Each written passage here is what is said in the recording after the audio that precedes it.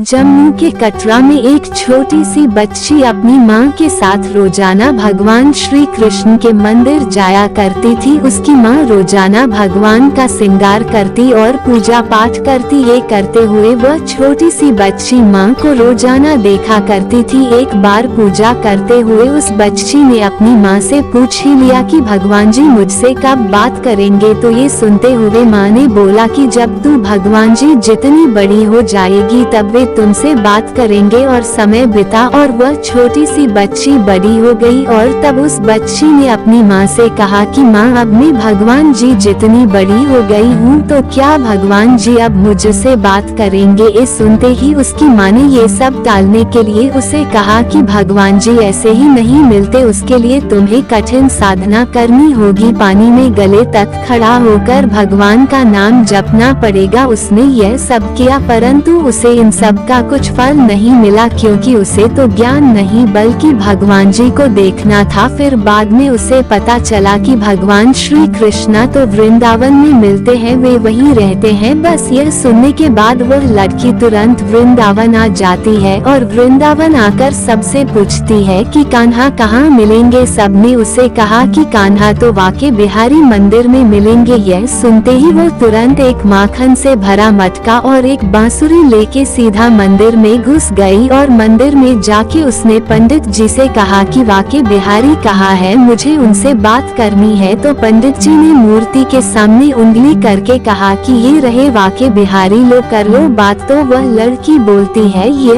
तो मूर्ति है, मुझे तो असली कान्हा के दर्शन करने हैं। तब पंडित जी बोलते हैं कि तुम्हें हर जगह कान्हा एक मूर्ति के रूप में मिलेंगे। तब वह लड़की बोलती है कि मुझे तो असली कान्हा के दर्शन करने हैं। तब पंडित जी ने कहा असली कान्हा तुम्हें कहीं नहीं मिलेंगे। ये सब सुनते ही वह बहुत मायूस और उदास हो जाती है। यह सब होते हुए वहाँ खड़ा एक बुजुर्ग आदमी ये सब सुनता है और फिर वो उस लड़की के पास जाकर बोलता है कि अगर तुम्हें साक्षात कान्हा के दर्शन करने हैं तो वो तुम्हें निधि वन में मिलेंगे। निधि वन में रोजाना रात को कान्हा आते हैं और गोपियों के साथ रास रचाते हैं। और इतना सुनते ही वो लड़की एक शाम के वक्त चोरी छुपे निधिवन के पेड़ों की घनी झाड़ियों के बीच छुप जाती है और उसी रात तकरीबन 2:30 बजे उसे कुछ ऐसा दिखता है जिसे देखकर वह अपनी आंखों पर यकीन नहीं कर पाती। वह देखती है कि अचानक निधिवन के सारे पेड़ गोपियां बन जाते हैं और वहां स्वयं भगवान श्री कृष्ण प्रकट होते हैं, गोपियों के साथ रास लीला करते हैं। और ये सब उस लड़की ने देखा तो वो अपने आप पर काबू नहीं कर पाती और भगवान श्री कृष्ण के पास जाके बोलने लगती है कि है कान्हा मुझे छोड़ के मत जाओ। तब श्री कृष्ण जी उसे कहते हैं कि मैं तो हमेशा से ही तुम्हारे साथ